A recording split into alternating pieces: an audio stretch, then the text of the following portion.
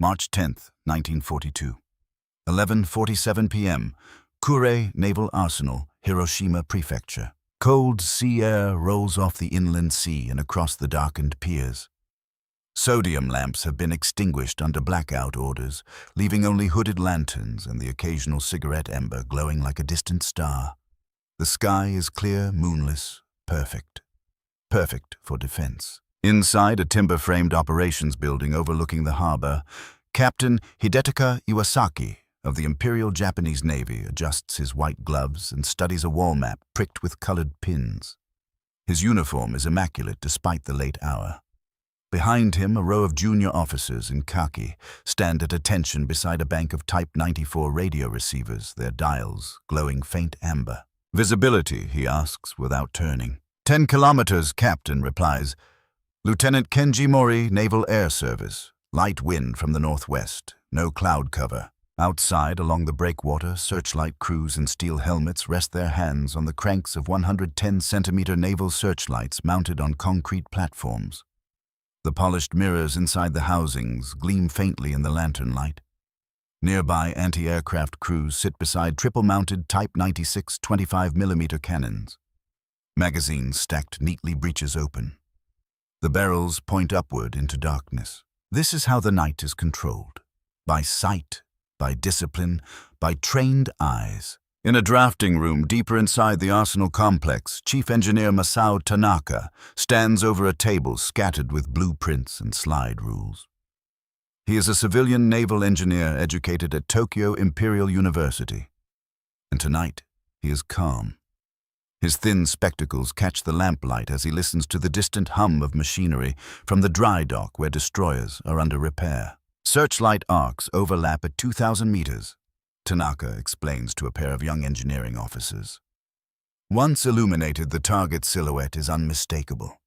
Our pilots will see them clearly. He taps a diagram showing concentric circles around the harbor, optical coverage zones carefully calculated. There is no mention of radio waves, no sweeping antenna arrays. Japan has experimented with detection devices, primitive sets, derived from German Würzburg concepts, but here at Kure, tradition rules.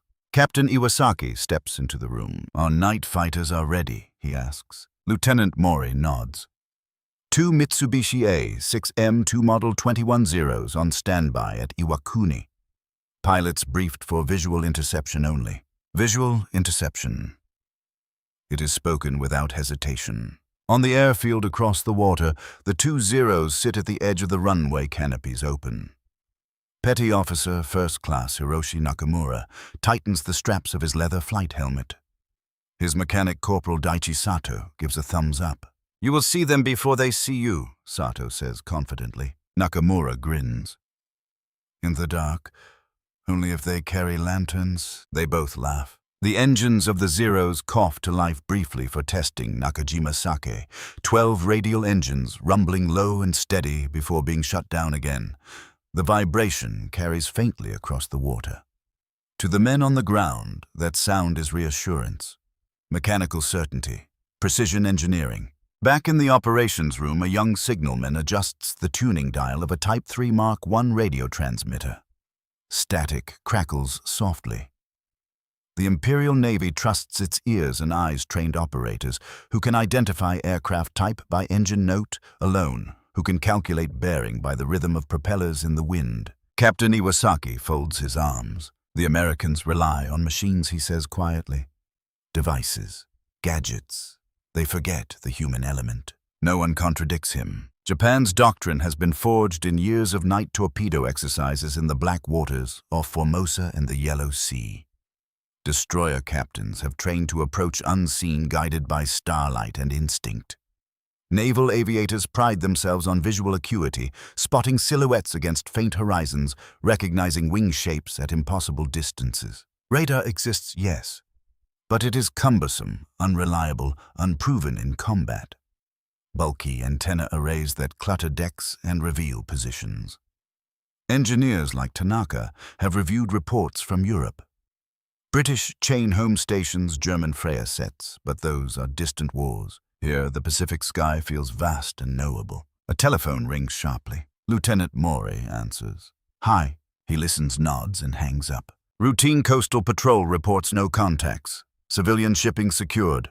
All clear. Captain Iwasaki allows himself the smallest smile. Outside, searchlight crews begin a slow practice sweep of the horizon beams, slicing upward in disciplined arcs before snapping off again. They are rehearsing, not reacting.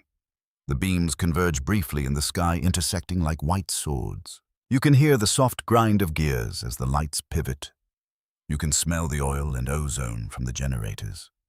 You can feel the quiet confidence radiating from men who believe they command the night. Chief Engineer Tanaka steps outside to breathe in the cold air. He watches the beams trace patterns overhead. Beautiful, he murmurs. To him, the system is elegant. Human eyes enhanced by light, reaction guided by experience. Nothing unnecessary. In the distance, faint over the sea, a low sound lingers almost indistinguishable from the wind, but no one turns toward it. At this moment, no one believes disaster is minutes away. March 11th, 1942. 12:18 a.m. Inland sea. Approaches southwest of Kure. The sound that drifted across the water 20 minutes earlier was not wind. It was the synchronized pulse of 14 Pratt & Whitney R-1830. Twin Wasp engines throttled back to reduce noise, carrying a formation of United States Navy Consolidated PBY-5. Catalina patrol bombers across the dark Pacific sky. They fly low at first, skimming the sea, black silhouettes against black water, then climb gradually to 3,000 meters as they near the Japanese coastline. Inside one of them, Lieutenant Commander William R. Harrington grips the control yoke. The cockpit glows dim red to preserve night vision. Beside him, Ensign Robert Hale studies a circular scope mounted awkwardly between the seats. The screen pulses faint green. Air to surface. Vessel radar. Mark II. Hale adjusts the gain knob. There, he whispers. Contact, bearing 075. Range 18 miles. The blip is small steady. It does not flicker. Harrington exhales slowly. So they really cannot see us. Behind them, the radar operator confirms the return. The coastline appears as a jagged smear on the scope. Beyond it, stronger reflections cluster. Ships, dry dock cranes, metal. The Americans are not searching blindly. They are guided. Back at Kure Naval Arsenal, the operations room remains quiet. Captain Hidetaka Iwasaki stands beside the plotting table as Lieutenant Kenji Mori reviews routine reports. The Type 94 receivers hiss softly with atmospheric static. A petty officer bursts in slightly breathless. Captain Coastal, listening post at Cape Moroto, reports distant engine noise, bearing south-southwest, intermittent. Iwasaki glances at the clock. 12:22 a.m. Fishing vessels, he says without hesitation, or merchant steamers. The report states multiple engines, sir. Distance, uncertain. Faint. Captain Iwasaki waves a gloved hand. Sound carries strangely over water at night. Log it. Maintain readiness. The petty officer bows and exits. Lieutenant Mori hesitates.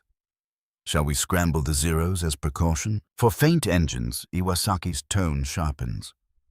We do not exhaust pilots for ghosts. Outside, the searchlight crews pause their practice sweeps. The harbor lies in near total darkness, now blackout procedures strictly enforced. Anti-aircraft gunners sit quietly, helmets tilted back, scanning the sky with binoculars that reveal nothing. Chief Engineer Masao Tanaka remains near the pier, studying a generator unit. He hears nothing unusual. Only the steady lap of water against hulls and the distant clang of a hammer in dry dock. In the Catalina cockpit, Ensign Hale leans closer to the radar scope. Multiple returns now, he says. Harbor is full. Harrington nods. We approach from inland vector. They will be watching the sea. The Catalina banks gently, engines droning evenly. The crew moves with calm precision. Bomb bay doors are checked, fuses armed. Radar does not care about darkness.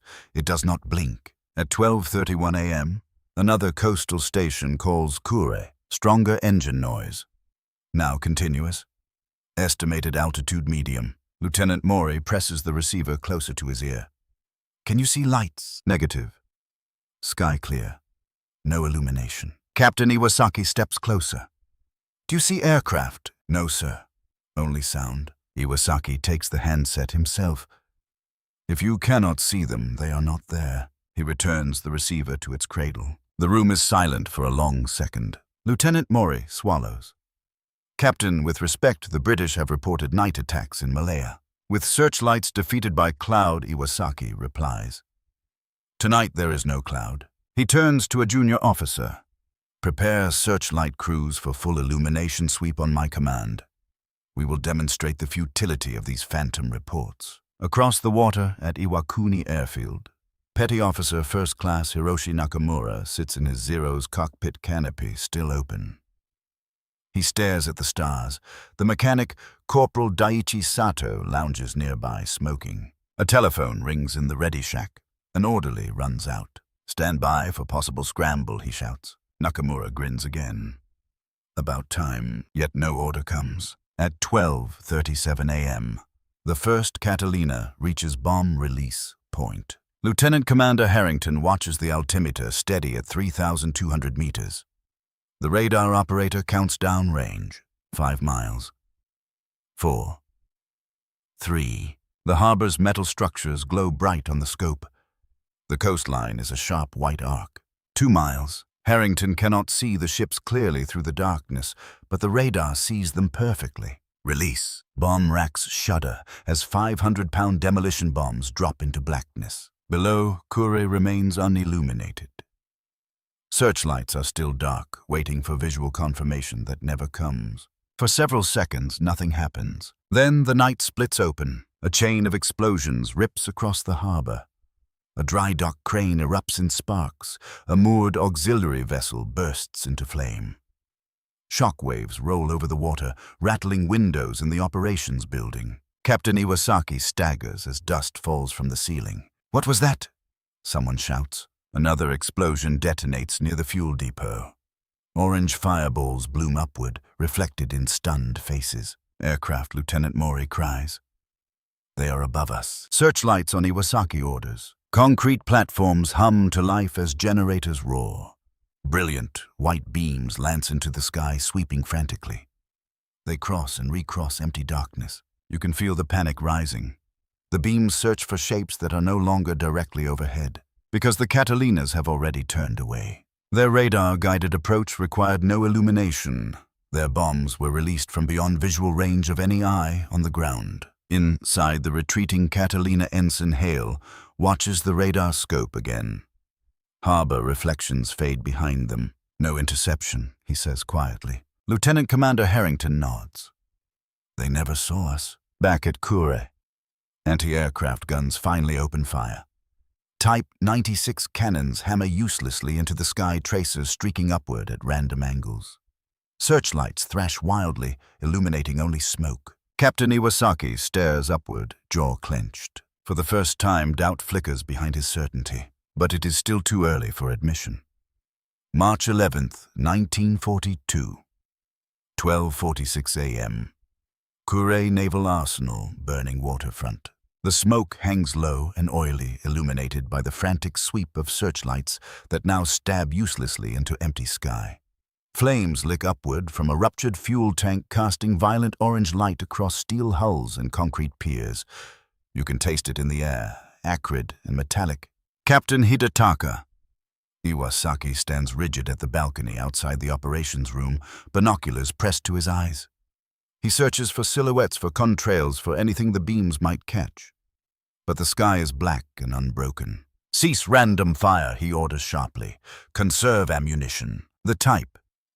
96 anti-aircraft guns fall silent, one by one, their barrels smoking.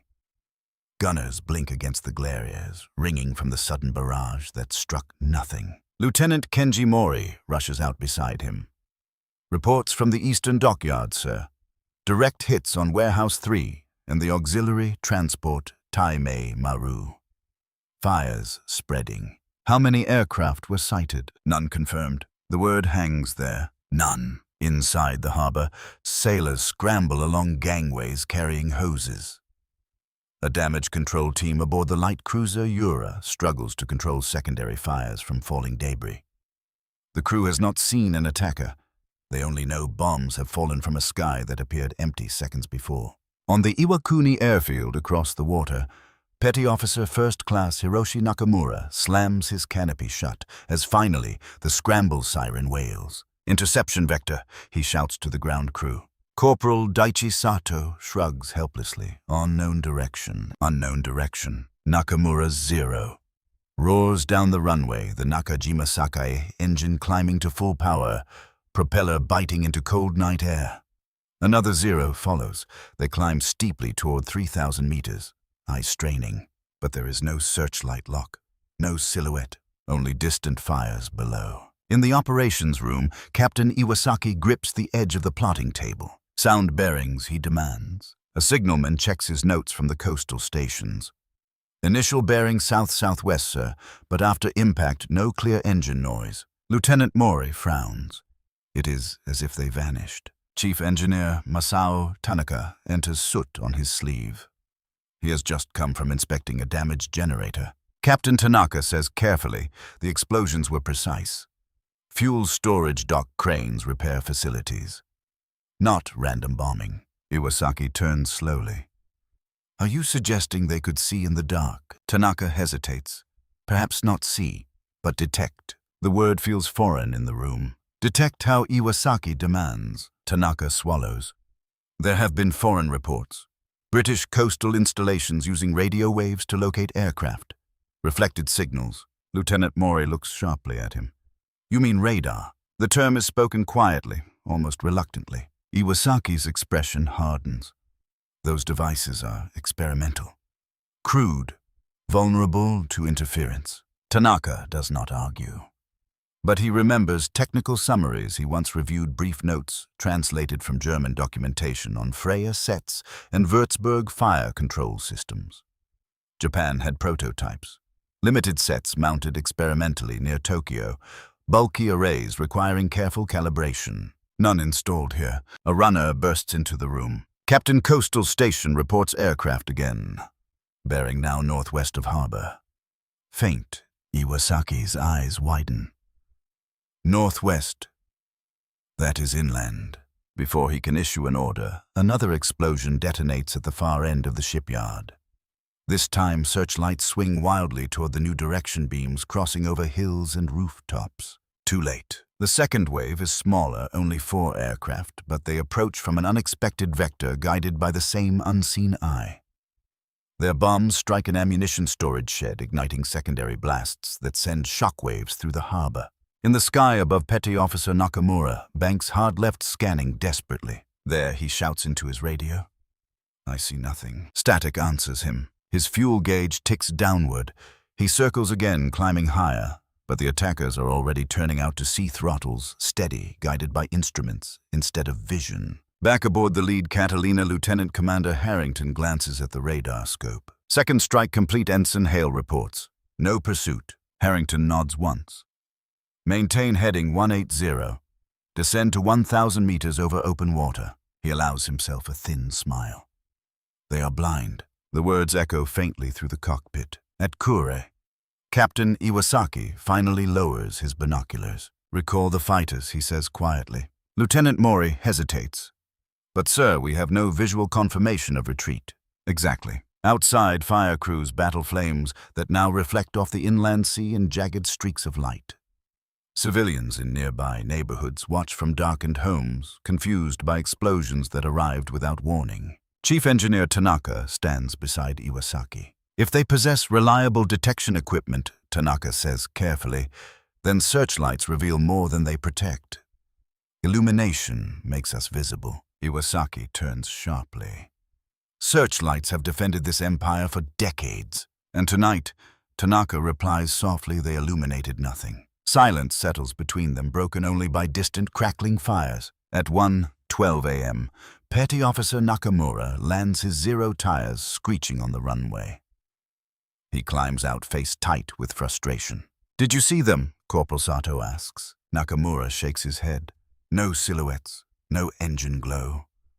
It was as if bombs fell from stars. Back in the operations room, Lieutenant Mori compiles the first damage report. Infrastructure damaged. 2 ships heavily hit, casualties mounting. Captain Iwasaki reads the list slowly. This was not massed bombing, he murmurs. It was calculated. Tanaka watches him. The confidence that filled the harbor hours earlier has thinned, replaced by something colder, uncertainty. In the distance beyond the burning docks, the sky remains perfectly clear. You can feel the shift now. It is subtle, but undeniable. The night is no longer predictable. The rules have changed without announcement, and somewhere out over the Pacific, American crews study green glowing screens that have turned darkness into a map. March 18th, 1942. 10:05 p.m., Yokosuka Naval District, Tokyo Bay. The rain begins just after sunset, a thin, steady curtain that blurs the harbor lights and dampens sound. Water runs along steel decks and pools on concrete piers. Visibility is reduced to less than 5 kilometers. It is the kind of night Japanese doctrine considers safe. No pilot relying on sight would risk navigation in this. Rear Admiral Shoji Nishimura stands inside the Yokosuka District Headquarters uniform collar, stiff despite the humidity. Before him is a detailed damage assessment from Kure. Warehouses destroyed, fuel reserves reduced, dock equipment crippled. Across the table sits Commander Takashi Ito of the Naval Technical Department, sleeves rolled, eyes ringed with exhaustion. They approached twice from different vectors, Ito says, pointing to plotted trajectories. No searchlight acquisition, no visual confirmation. Bomb release accuracy was within 100 meters. Rear Admiral Nishimura frowns. Weather conditions. Clear on the 11th, Ito replies. But tonight, Admiral, they would have even greater advantage. Nishimura's jaw tightens. You believe they will strike again? I believe they can. Ito answers carefully. A messenger enters with a fresh signal intercept summary. United States carrier task forces reported operating east of Honshu. No confirmed positions. Outside, along the waterfront, new searchlight crews are positioned, their operators wrapped in oilskin capes against the rain. Anti-aircraft batteries have been reinforced with additional Type 88 75mm guns. Ammunition crates are stacked under tarpaulins. Chief Engineer Masao Tanaka has been transferred temporarily from Kure to assist Yokosuka's defensive review. He stands near a large blueprint showing electrical supply lines to the harbor. Admiral Tanaka says our reliance on optical detection creates delay. Sound reports arrive first, then visual confirmation, then illumination. By the time we react, they have already calculated. Rear Admiral Nishimura fixes him with a steady gaze. Are you recommending we install radio detection arrays across Tokyo Bay? Tanaka nods.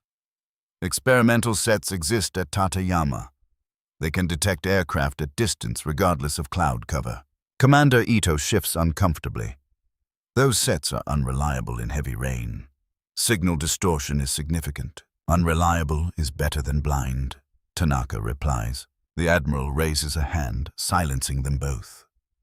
Japan's strength has never been blind imitation of Western gadgets. Our aviators are superior because they trust their eyes. Our sailors dominate night engagements because they train for it. He gestures toward the rain-streaked windows. This weather protects us. At 10:27 p.m., a coastal listening post near Choshi reports distant engine hum over the Pacific. The signal arrives garbled through rain static. Lieutenant Hiroyuki Senda at the communications desk repeats the message. Multiple engines, bearing east-southeast. Rear Admiral Nishimura's expression hardens. Visual confirmation. Negative.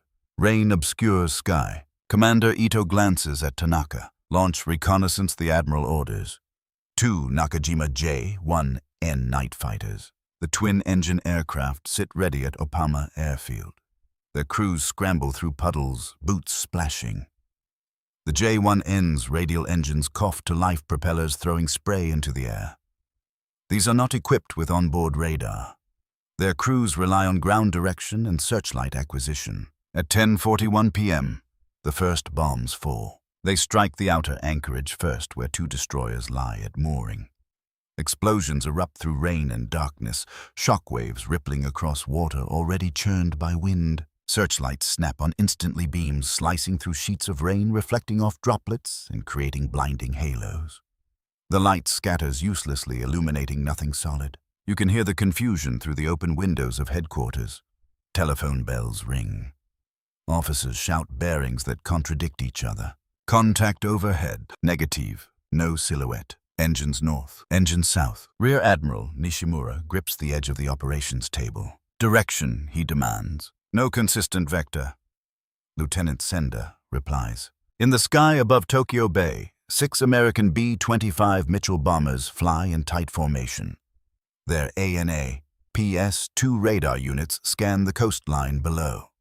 Green pulses map out shoreline curves and ship positions despite the rain. Bomb release is calculated by instrument, not sight. Major Robert Emery in the lead Mitchell watches his navigator adjust the radar range. Harbor entrance identified, the navigator says. Ships at anchor. Release on my mark. Emery replies calmly. Bombs drop into rain and darkness. Below, a destroyer's aft section erupts in flame. Another blast shatters warehouse windows along the pier. Anti-aircraft fire erupts blindly, shells bursting far from actual flight paths. The Nakajima J. 1 fighters climb into cloud pilots, straining to see shapes in the storm. Their radios crackle with conflicting instructions. Vector 080. Correction. Vector 140. The fighters turn repeatedly, chasing phantom bearings, while the bombers adjust course, using steady radar returns. Back at headquarters, Commander Ito turns to Tanaka. They are not searching, Ito says quietly. They are selecting. Tanaka nods once. Radar removes uncertainty. Rear Admiral Nishimura slams his fist on the table. Then we must jam them, with what Ito asks. Silence follows. Japan possesses no effective airborne jamming equipment, no dedicated electronic countermeasure units. Another explosion shakes the building closer this time. The rain intensifies, drumming against the roof. In the cockpit of a Mitchell bomber, Major Emery glances at the fuel gauge. Second pass unnecessary, he says. They cannot find us. He banks west, descending toward open sea. At 11:03 p.m., the bombing stops as abruptly as it began. Searchlights continue sweeping for several minutes, beams crossing empty rain. Rear Admiral Nishimura slowly removes his cap. The harbor burns in multiple locations. Damage reports stream in faster than they can be logged. Commander Ito speaks carefully.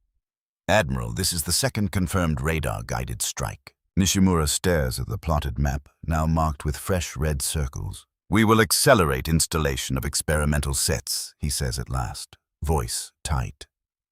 But until they prove reliable, visual discipline remains primary. Tanaka meets Ito's eyes across the table. The decision is compromise, not transformation. Outside, sailors drag hoses across slick decks while smoke mixes with rain. The night that was supposed to conceal has instead become an ally to the enemy. Confidence remains, but it is thinner now, stretched against evidence that refuses to fade. April 18, 1942. 1:32 a.m. Tateyama. Experimental radio station, Boso Peninsula. The sea is calm tonight. A faint mist clings low over the shoreline, softening the lights of fishing villages along the coast. On a bluff overlooking the Pacific stands a skeletal wooden tower strung with wires and crude antenna arrays. Beneath it, inside a cramped concrete bunker, a cathode ray tube glows green in the dark. Petty Officer Second Class Saburo Hayashi leans forward, headphones pressed tight against his ears. His fingers hover over the tuning dials of the experimental Type 2 Mark I Model 1 early warning set. The equipment hums with unstable energy. The display is imperfect, streaked with interference, and phantom returns. Lieutenant Commander Taro Shigematsu of the Naval Technical Department stands behind him, arms folded. Range calibration, Shigematsu asks. 30 kilometers, Hayashi replies. Signal steady. Shigematsu checks his watch. It is early before dawn. This is a scheduled calibration run, nothing more. A test of machinery many officers still distrust. Hayashi suddenly stiffens. Contact, he whispers. A bright pulse appears on the scope. Then another. Multiple returns moving. Shigematsu leans closer, bearing 095 degrees. Speed moderate, altitude impossible to determine precisely. But consistent formation. Shigematsu's expression changes. He steps to the field telephone and dials Yokosuka headquarters. Unidentified aircraft detected east of Bozo Peninsula, he reports. Range 27 kilometers and closing. At Yokosuka, the night duty officer frowns at the message slip handed to him from Tateyama. Experimental station, the clerk says. The officer exhales slowly. Visual confirmation, negative. He hesitates before relaying the message up the chain. Inside Tateyama bunker, the blips grow brighter. They are not fishing boats, Hayashi says quietly. Speed too high. Shigematsu nods once. Maintain tracking. Over the Pacific. 16 United States Army Air Forces, North American B. 25 Mitchell bombers fly in tight formation. Lieutenant Colonel James Doolittle sits in the lead aircraft, gloved hands steady on the controls. The crews have launched from the carrier USS Hornet hours earlier. They have no escort. Navigation is aided by a small radar receiver calibrated for coastline identification. It is primitive, but sufficient. It shows the Japanese shoreline as a jagged smear of reflected energy ahead. Inside the Tateyama bunker, Hayashi's voice grows tense. Range 20 kilometers. Shigematsu grips the telephone again. They are inbound. Recommend immediate alert. At Yokosuka, confusion spreads. It is still early morning. Weather reports indicate light haze over Tokyo. Rear Admiral Shoji Nishimura is awakened and brought to the operations room. Experimental station reports inbound aircraft, he is told. Experimental, he repeats. Yes, Admiral. No visual confirmation. Nishimura considers for a moment too long. Scramble fighters from Yokohama, but do not sound full city alarm until sighting confirmed. Minutes tick away. Back at Tateyama, the radar returns begin to scatter slightly as the formation changes heading. They are turning north, Hayashi reports. Toward Tokyo Bay, Shigematsu's jaw tightens. Track them. At Yokohama Airfield, Nakajima Key. 43 fighters prepare for scramble. Pilots run to their aircraft. Engines roar to life. But vector information is imprecise. Ground control relies on telephone relays, not integrated radar plotting. In the lead B-25, Doolittle speaks calmly over intercom. Target city in sight soon.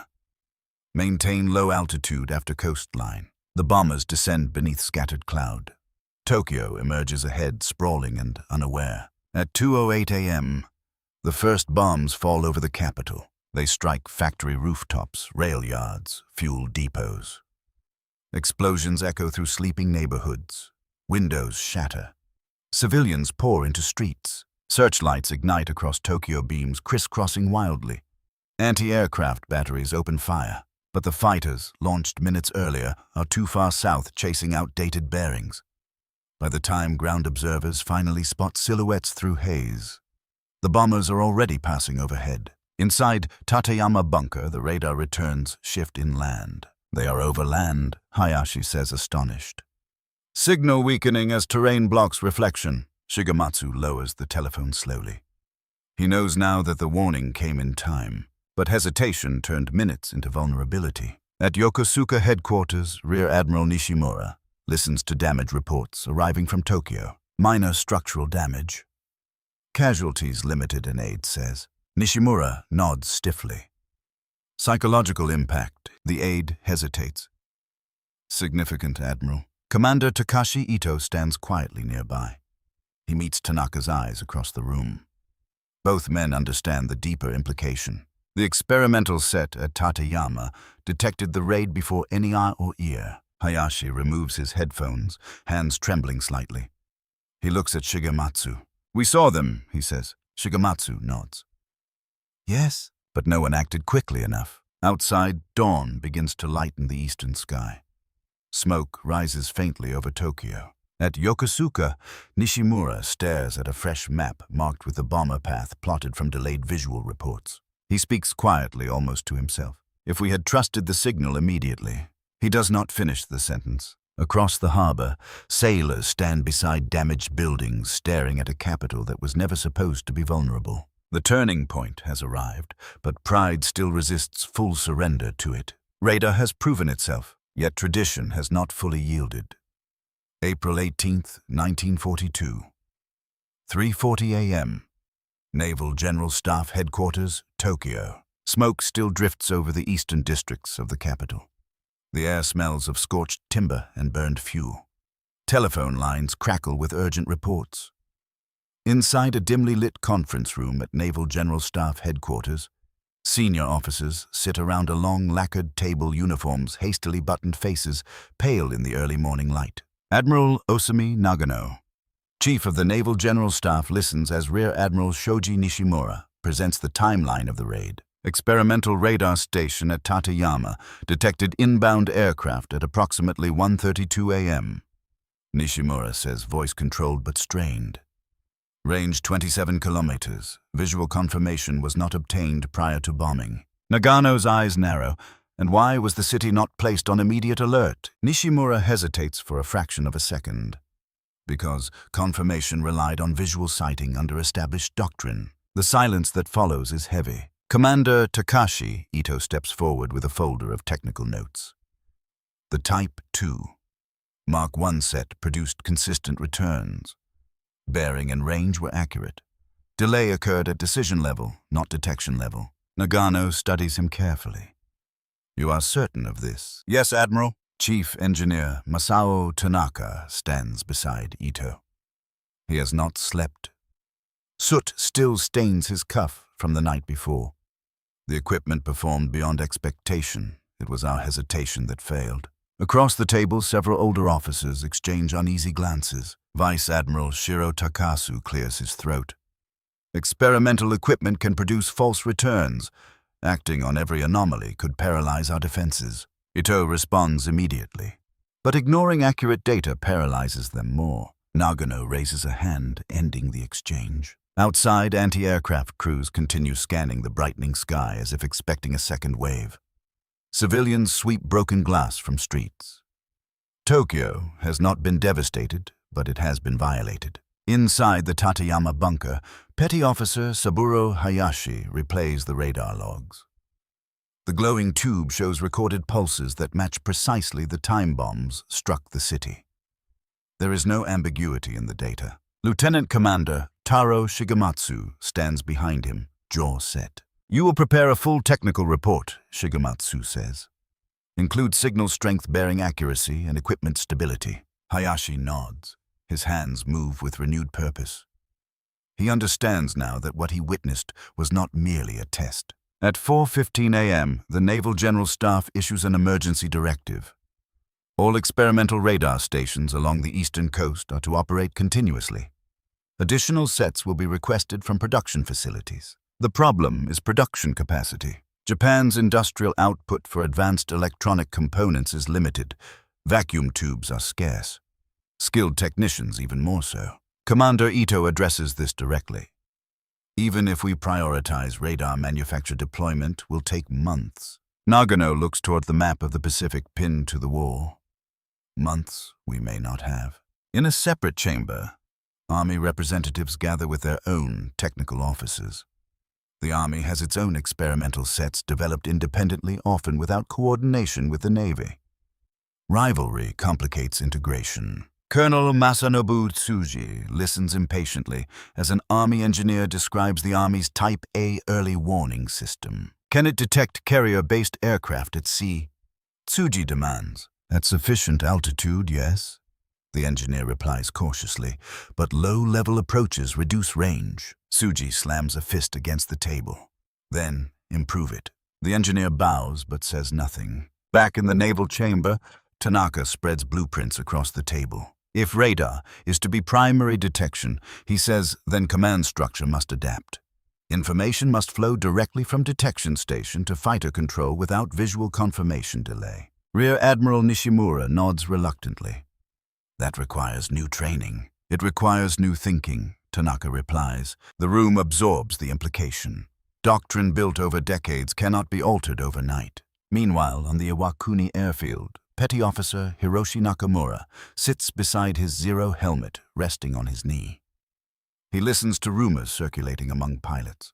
They say the Americans launched from a carrier, one aviator mutters. Impossible, another replies. Our patrols would have seen them. Nakamura looks toward the horizon thoughtfully.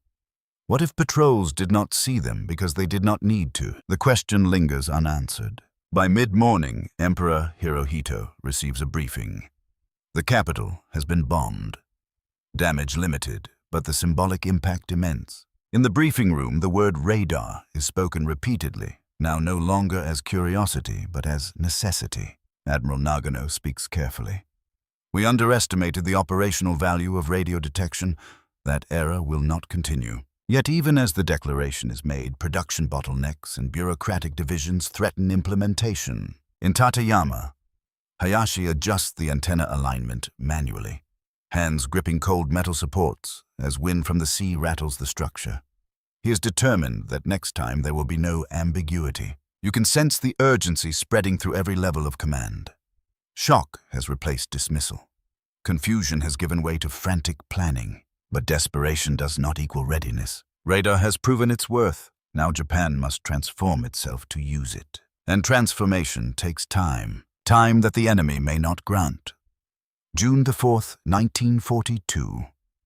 1:18 a.m.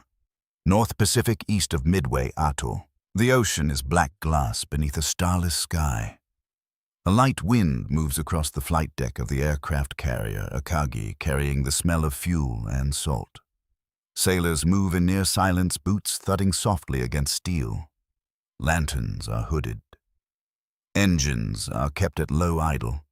The Imperial Japanese Navy believes it controls the night. Vice Admiral Chuichi Nagumo stands on the bridge, binoculars raised, though there is nothing to see beyond darkness. His flagship leads the strike force tasked with crushing Midway Atoll and drawing out the American fleet. Surprise is the weapon. Precision is the doctrine. Behind him, Captain Taijiro Aoki reads weather reports. Visibility moderate. Light cloud layers. No moon. Nagumo nods. Our reconnaissance aircraft launch at dawn. Until then, we remain unseen. In the operations room below, staff officers trace flight paths for the planned dawn strike. The assumption is clear and unwavering. American carriers are not within striking distance. If they approach, they will be detected visually by long-range scout planes. There is no operational ship-borne radar set scanning the horizon for inbound aircraft. Experimental units exist in limited number, but they are unreliable and not fully integrated into fleet command. In contrast, 200 miles to the northeast aboard the carrier USS Enterprise, a different scene unfolds. Inside a dim compartment, a young American radar operator stares at a glowing screen connected to an early CXAM air search radar array mounted high on the mast. The display pulses faintly. A faint arc appears at extreme range. Contact bearing 260. The operator calls. Lieutenant Commander Clarence Wade McCluskey is summoned to the plotting room. He studies the screen as the blip strengthens. Range, he asks. 90 miles and closing. McCluskey nods slowly. Japanese strike force. Orders ripple instantly through the American carrier group. Engines roar to life. Flight decks erupt into activity. Back on Akagi, the first hint of danger comes not from instrument, but from sight. At 4:20 a.m., a Japanese reconnaissance float plane launched from the cruiser Tone reports sighting American ships. The message is delayed due to radio trouble. Vice Admiral Nagumo receives the incomplete signal. It does not specify carriers immediately. Confirm composition, Nagumo orders. Minutes stretch into fatal delay. On Enterprise and Yorktown radar screens track Japanese air formations lifting from their carriers at dawn. American fighters are vectored precisely to intercept. On Akagi, lookouts scan the horizon with binoculars as the sun begins to rise. They rely on vision sharpened by training. At 7:28 a.m., a lookout finally shouts. Aircraft to port. Dive bombers appear suddenly through breaks in cloud. Their silhouettes are unmistakable now, but their approach was not tracked by any electronic warning system aboard Akagi. The first bomb strikes the flight deck amid refueling aircraft. Fire erupts instantly. Vice Admiral Nagumo grips the rail as explosions cascade across his flagship. In the American formation, radar operators calmly report diminishing Japanese aircraft returns as fighters and anti-aircraft fire cut them down. Back on Akagi, chaos replaces confidence. Fire control teams scramble. Orders are shouted over deafening blasts. Captain Aoki turns to Nagumo. "We had no early detection, Admiral." Nagumo says nothing. Below deck, damage control. Parties fight spreading flames fed by armed aircraft and exposed fuel lines. The original plan of coordinated strikes collapses under sudden assault. On the carrier, Kaga, a similar scene unfolds. Dive bombers emerge seemingly from nowhere.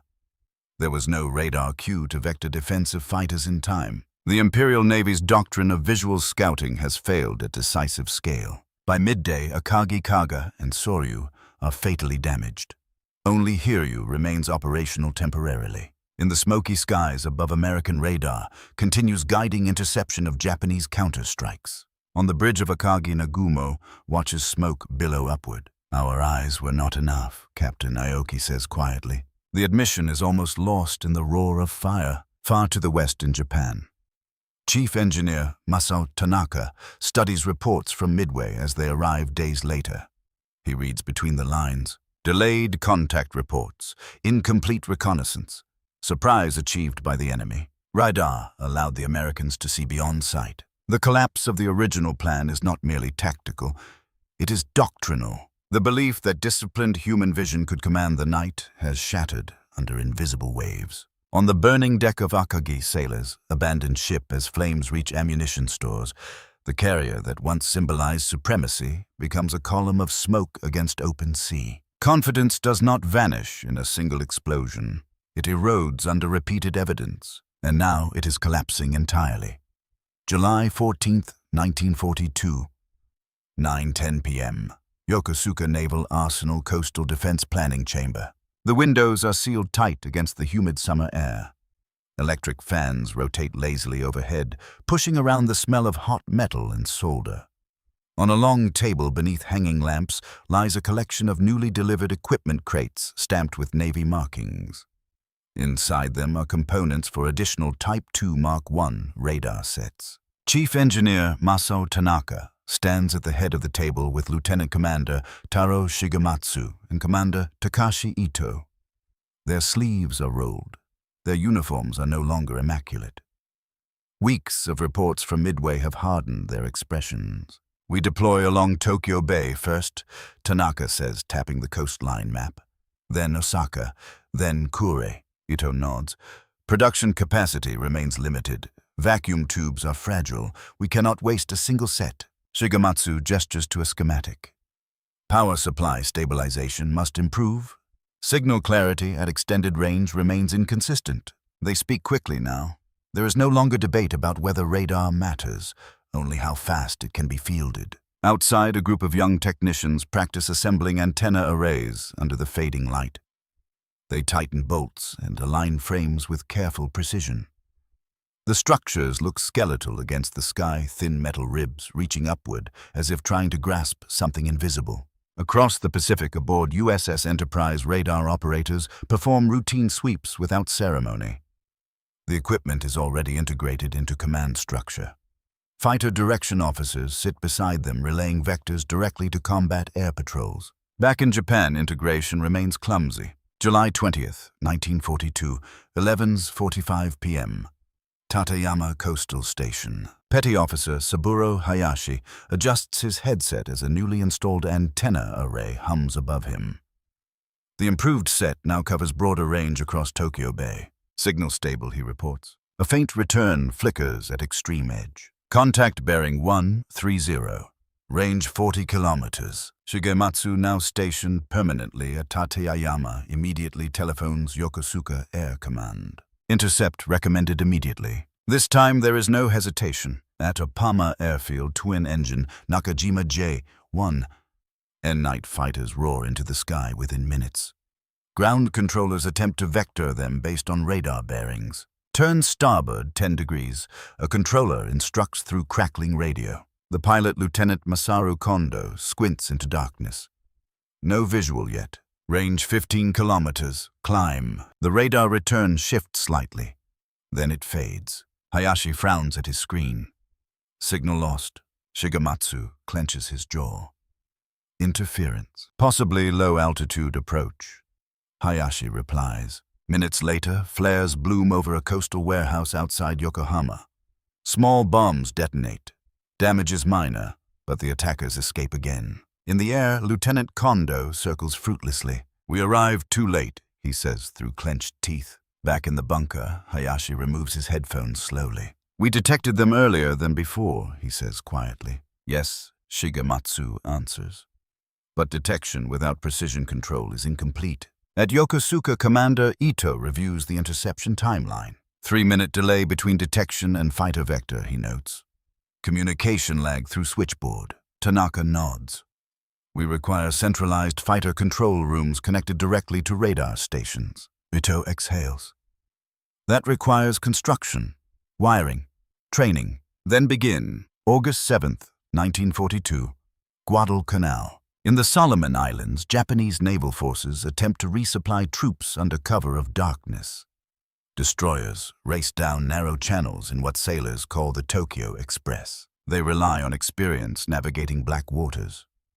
On the American side, radar-equipped cruisers wait silently. On the bridge of the cruiser USS Helena, radar operators track incoming Japanese ships before lookouts can see them. Multiple contacts bearing 0-5. The operator reports calmly. American guns align in darkness, guided by precise range and bearing. Moments later, shells explode across the water toward unseen targets. Aboard the Japanese destroyer, Furutaka, Captain Sakuji Ijuin hears the first impacts before spotting muzzle flashes. "Return fire," he orders, but there is no clear target, only distant flashes and incoming shells. The original advantage of Japanese night fighting evaporates under radar-guided fire control. Back in Japan, weeks later, reports from Guadalcanal reach Yokosuka. Rear Admiral Shoji Nishimura reads them slowly. "They are firing accurately before visual contact," he says quietly. Commander Ito nods. Surface search radar integrated with gun directors. Tanaka spreads new diagrams across the table. "We must install radar on major surface combatants. Fire control integration is essential. But shipboard installation requires structural modification," Nishimura replies. "Weight power supply, crew training." Tanaka meets his gaze. "Then modify." Outside the chamber, workers continue assembling antenna arrays under floodlights. Sparks fly from welding torches. The urgency is visible in every movement. Yet every installation lags behind events unfolding thousands of kilometers away. September 1942. Tokyo Bay. Hayashi watches another radar sweep complete its cycle. The screen is clearer now than in April. The system is improved. But reports from the Solomon Islands show repeated losses at night. Destroyers sunk, cruisers damaged. Detection alone is not enough when doctrine resists full transformation. In the humid night air outside the bunker, Shigematsu looks toward the sea. "We are learning," he says. Hayashi nods. "Yes, but they learned first. The attempt to recover momentum has begun in earnest. Radar stations multiply. Training accelerates. Command structures slowly adapt. Yet every improvement arrives after loss, not before it. The initiative has shifted, and the night no longer belongs to those who trusted only their eyes." November the 14th, 1942, 12:58 a.m. Iron Bottom Sound off Guadalcanal. The sea is restless beneath a low ceiling of cloud. No moon penetrates the darkness. The air is heavy with humidity and the smell of cordite lingering from earlier engagements. On the bridge of the battleship, Kirishima Vice Admiral Nobutake Kondo stands rigid-gloved hands clasped behind his back. Around him, officers peer into blackness through binoculars that reveal almost nothing.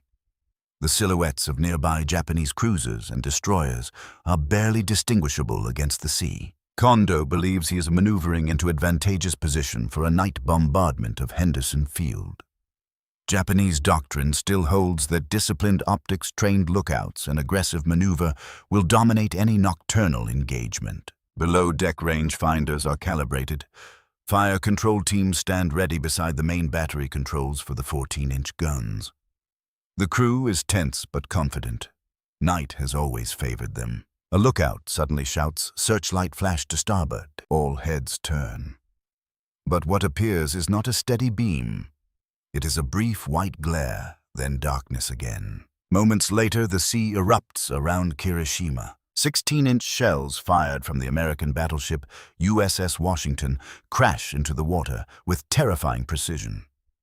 Columns of spray rise in tight grouping, walking toward the Japanese formation. On Washington, radar operator, Seaman First Class Raymond Carlson stares at the SG surface search display. Primary target bearing 090. Range 8,400 yards, he reports calmly. Captain Glenn B. Davis stands beside the plotting table. Open fire. Washington's guns ignite the darkness. Muzzle flashes illuminate the deck in harsh white bursts before fading again. Radar continues feeding exact range corrections. Back aboard Kirishima, shock spreads across the bridge. "How can they see us?" an officer demands. Kondo does not answer immediately. He watches as another salvo lands closer, one shell striking the superstructure with deafening force. Steel buckles, flames burst outward. "Return fire." Kondo commands. The Japanese gunners rely on optical rangefinders that struggle in darkness and smoke.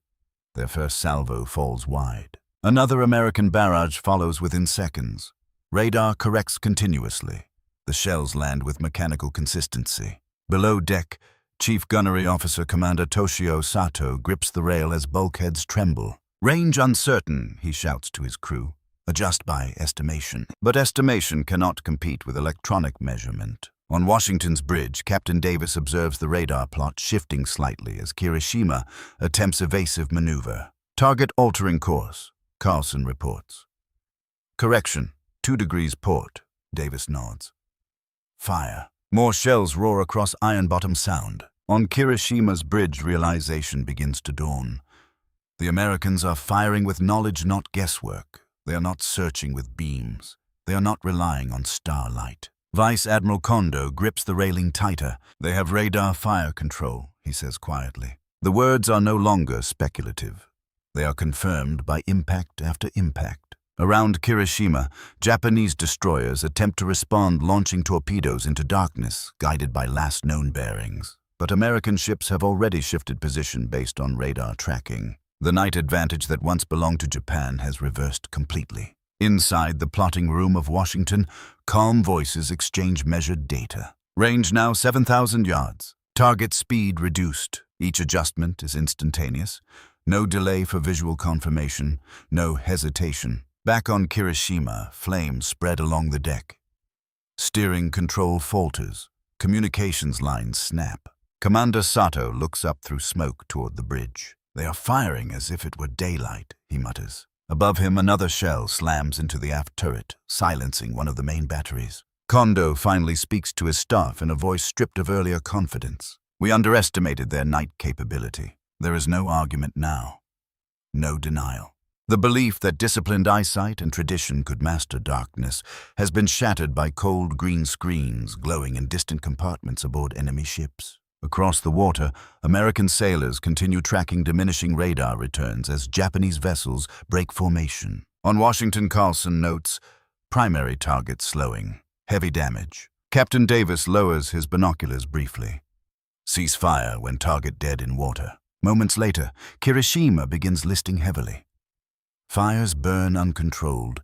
Damage control teams struggle but cannot contain flooding. Vice Admiral Kondo looks across Iron Bottom Sound at the flashes from unseen American guns. The moment of realization settles over him like the smoke drifting across the water. The night is no longer neutral ground. It has become territory defined by invisible waves.